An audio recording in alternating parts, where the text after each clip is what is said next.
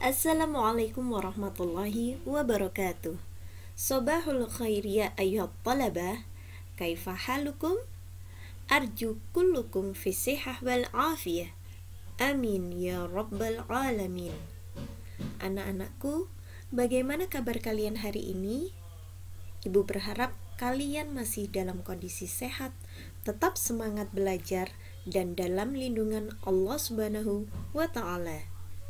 Nah, pada video pembelajaran kali ini kita akan membahas at-tarkibu, an-na'tu wal man'ut wal idhafah, yaitu tentang tata bahasa na'at dan man'ut serta idhafah.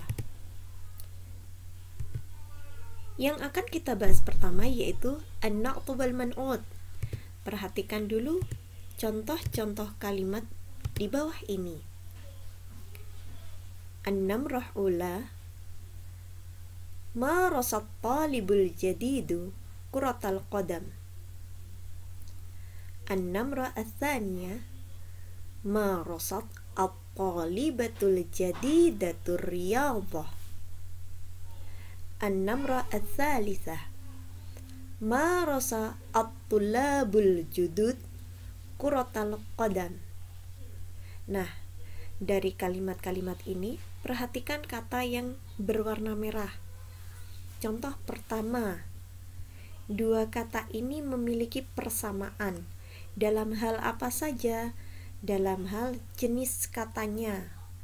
At-talibu memiliki alif lam, berarti dia jenisnya isim atau kata benda yang ma'rifah, yang diketahui.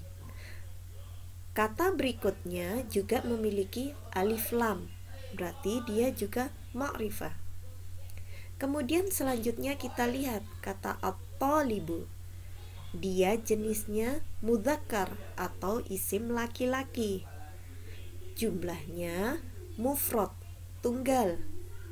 Dan kata setelahnya juga sama, berjenis mudzakkar yang berjumlah mufrad atau tunggal. Kita lihat i'rab atau tanda bacanya. Di sini tanda baca pada kata terakhir yaitu di rofa. Tanda rofanya yaitu dhammah. Dan kata selanjutnya juga sama, memiliki dhammah sebagai i'rabnya atau yang kita kenal dengan di rofa. Contoh kedua, sama ya. Kata pertama memiliki alif lam. Kata penyertanya juga memiliki alif lam. At-talibatu, ada tak marbutoh di sini, berarti jenisnya muannas, berjumlah mufrad atau tunggal. Dan kata selanjutnya juga memiliki tak marbutoh, berarti dia juga muannas. Jumlahnya satu orang atau tunggal. Nah, kemudian i'rabnya atau tanda bacanya yaitu di rofa. Tanda rofanya apa? Yaitu dhammah. Sama halnya dengan kata setelahnya, tandanya yaitu di rofa, yaitu diketahui dengan adanya dhammah. Kalimat terakhir juga sama, memiliki alif lam, kata penyertanya juga at-tullabu, berarti dia jamak, ya, jenisnya mudzakkar salim. Maka kata penyertanya juga jamak, bukan lagi al-jadid atau al-jadidah, tapi al-judud. Kemudian i'rabnya sama, yaitu dia di rofa atau terlihat dengan tanda dhammah di sini. Maka kesimpulannya adalah na'at adalah pengikut dari isim sebelumnya. Na'at adalah kata sifat, sedangkan man'ut adalah isim yang disifati. Na'at man'ut adalah frasa yang memiliki persamaan dalam semua hal, baik dari segi i'rabnya atau tanda bacanya, ada 3, rofa, nasab, atau jer. Kemudian dari jenisnya, muannas atau mudzakkar, laki-laki atau perempuan. Dari segi jumlahnya, mufrad, mutsanna atau jamak, dan dari segi nakirah dan ma'rifatnya. Berarti kalau pada 3 kata atau pada 3 kalimat berikut ini, at-talibul jadid, at-talibu dia sebagai al-man'ut, atau isim yang disifati, al-jadid sebagai na'at atau sifatnya. Sekarang kita beralih pada al-idhafah. Kita perhatikan dulu contoh-contohnya. Di sini juga tersedia 3 contoh. Perhatikan contoh yang nomor 1. Ma rosa'at-talibul jadidu quratal qadam. Contoh kedua, ra'aitu haqibata Muhammadin amamal fasli. Contoh ketiga, adhabu ila masjidil madrasah fi sa'ah as-sadisa sabahan. Nah, perhatikan kata yang berwarna merah pada 3 kalimat berikut. Pada kalimat pertama, perhatikan di sini kata yang pertama dia nakirah atau tidak ada satupun tanda ma'rifatnya, ya. Kemudian kata yang berikutnya itu memiliki tanda ma'rifat yaitu alif lam. Dia masuk isim ma'rifat. Dilihat dari i'rabnya, yang pertama, kata pertama itu di fathah, ya, dia berarti di nasab. Tapi berbeda dengan kata selanjutnya, dia di kasroh. Coba kita perhatikan contoh yang kedua. Ternyata juga memiliki kesamaan. Yang pertama bukan isim ma'rifat, berarti dia isim nakiroh. Kata berikutnya isim ma'rifat. Kenapa dia isim ma'rifat? Karena dia termasuk isim alam, ya, nama orang. Jadi dia termasuk isim ma'rifah. Tanda baca atau i'rabnya yang pertama di nasab, yang kedua di kasrotain. Karena dia tidak memiliki alif lam, sehingga dia di kasrotain atau di jar. Kemudian di contoh ketiga. Nah, perhatikan di sini masjidil madrasah. Kata pertama isim nakirah, ya, jenisnya. Kata berikutnya isim ma'rifah. Tanda baca atau i'rabnya kata pertama di jar atau di kasroh, kata kedua juga di kasroh.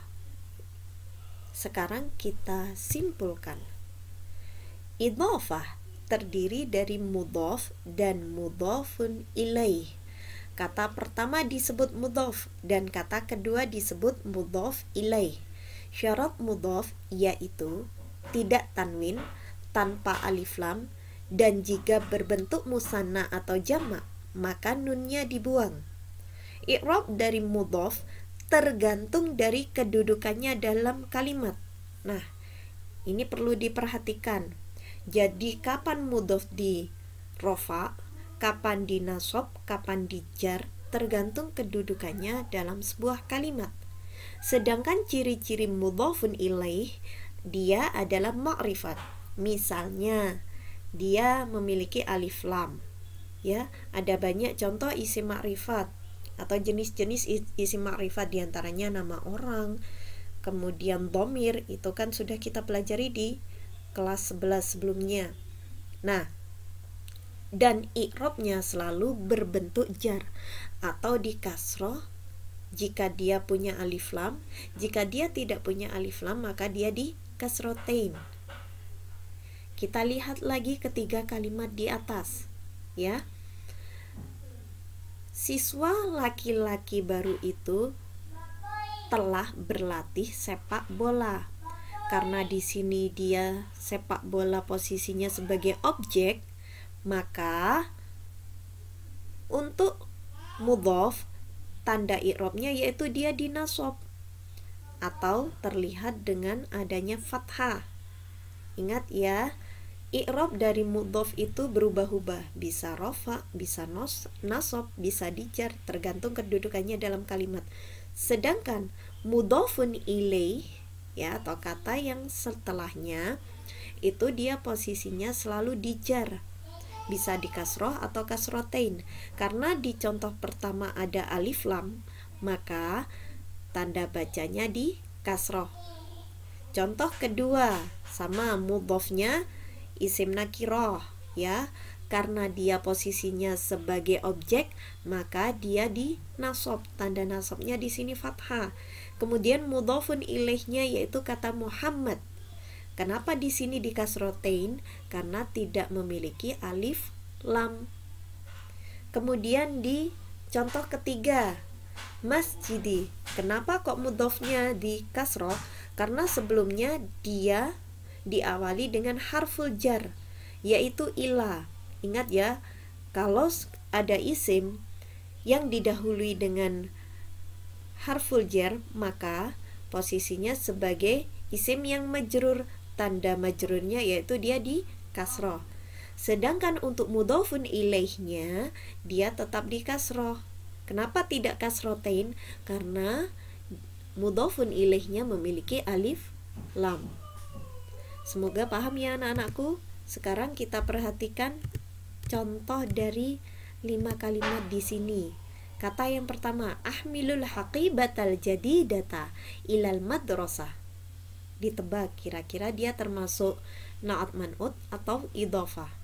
Contoh kedua, adrusul lughatal arabiyyah fil madrasah. Ini juga diperhatikan. Dia termasuk na'at man'ut atau idhofah. Yang berikutnya, yadhabu Muhammad ila ghurfatil julusi. 4. Taqumu Fatimah amama babil fasli. Terakhir, ra'aitu akhuka. Nah, ini juga sama. Silakan dianalisis manakah yang termasuk kata na'at man'ut, manakah idhofah. Kalau sudah, kita cek jawabannya. Nomor 1, al-haqibah al-jadidah, na'at man'ut. Sudah jelas ya, sama-sama memiliki alif lam, tanda bacanya sama, jenisnya sama, mu'annas dan mufrad. Intinya kalau na'at man'ut itu seia sekata, sama plek, harus ngikut na'at atau kata sifat harus ngikut man'utnya atau kata yang disifati. Nomor 2, al-lughatal arabiyyah, na'at man'ut. Kata ketiga, ghurfatil julus. Sudah jelas ya, sangat terlihat jelas di sini. Dia idhofah. Berikutnya, babil fasli. Ada ini isim nakirah, ini ma'rifat, berarti dia jelas yaitu idhofah. Terakhir, akhuka, dia adalah idhofah. Kenapa bisa begitu? Ini dari dua kata, akhun, saudara laki-laki, dan dhamir ka, yang berarti kamu, ya, saudara laki-lakimu. Akhu itu kan merupakan isim nakirah, ka, dhamir ka, dia termasuk isim ma'rifah, ya. Kenapa kok ini di fathah? Ingat ya, dhamir itu termasuk isim yang mabni, jadi dia nggak bisa diganti ki gitu, nggak bisa, dia tetap atau disebut dengan istilah mabni. Itu saja pembahasan kita dalam video ini. Jika masih ada kesulitan, silakan tanyakan pada guru bahasa Arabnya. Selamat belajar. Wassalamualaikum warahmatullahi wabarakatuh.